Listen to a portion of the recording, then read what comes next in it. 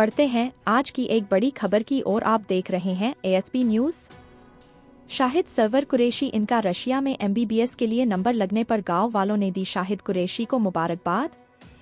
शैम्बाल पिपरी शहर के तमाम जिम्मेदार लोग शाहिद कुरैशी को मुबारकबाद देने पहुंचे, जिसमें शामिल डॉक्टर, इंजीनियर, टीचर और पुलिस कर्मचारी भी थे और ग्राम पंचायत के तमाम सदस्य शामिल थे। एक गरीब परिवार से रहने के बावजूद शाहिद ने अपने हौसले को कभी टूटने नहीं दिया और अपना डॉक्टर बनने का सपना वो आज पूरा करने जा रहे हैं। और शाहिद का हौसला अफजाई करने के लिए जैनुल भाई सिद्दीकी, अफसर नाइक और खंडाला पुलिस स्टेशन के थानेदार देवदास पाटिल शामिल हुए थे।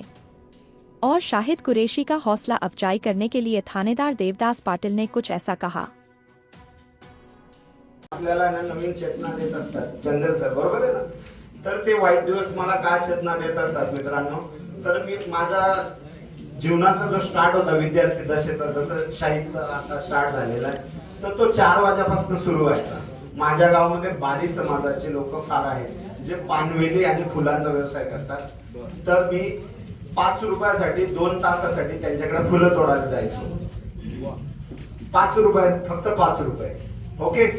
आणि 7 वाजता मी कॉलेजला रवाना व्हायचो फ्रेश होऊन।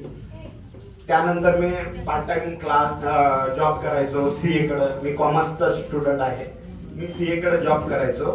मला 150 रुपये हप्त्याला मिळायचे। मग माझ्या 5चा खर्च, माझ्या क्लासेसचा खर्च। आफ्टर दॅट मी अकाउंटचा क्लास करायचो। आय एम वन मॅन असा एकमेव विद्यार्थी आहे मराठी माध्यमातून ज्याने एसवाय आणि टीवाय ला अकाउंटिंग मध्ये आउट ऑफ मार्क पाडलेले आहे, 100 पैकी 100। आणि मी एसवाय ला असताना कॉन्स्टेबल म्हणून भरती झालो आणि टीवाय मी बाहेरून दिलेला आहे। तर माझ्या आयुष्याच्या बाबतीत आहे ना भरपूर गोष्टी आहेत।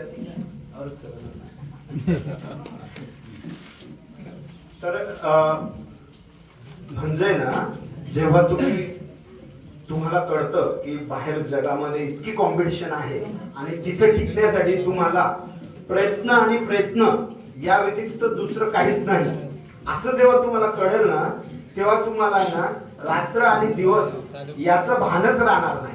म्हणून माझ्या आयुष्याचे मला आठवतात, मी 4 वाजून रात्रीला 12 वाजता कधी झोपायचो कळायचं नाही मित्रांनो। पुन्हा सकाळी 4 वाजता तो शेतकरी मला उठवायला यायचा, फुलं तोडायला चल बाबा लवकर। तर आहे ना, तर असं ते होत असतं। त्यामुळे शाहीद भाऊंसाठी निश्चितच त्यांच्या यशाला या गावाचा हातभार असेल, त्यांच्या शुभेच्छा असतील। शाहीद भाऊ निश्चितच उत्कृष्ट डॉक्टर बनून त्यापुढे देखील यश संपादन करतील अशी आशा बाळगतो। थांबतो। जय हिंद, जय महाराष्ट्र, जय भारत।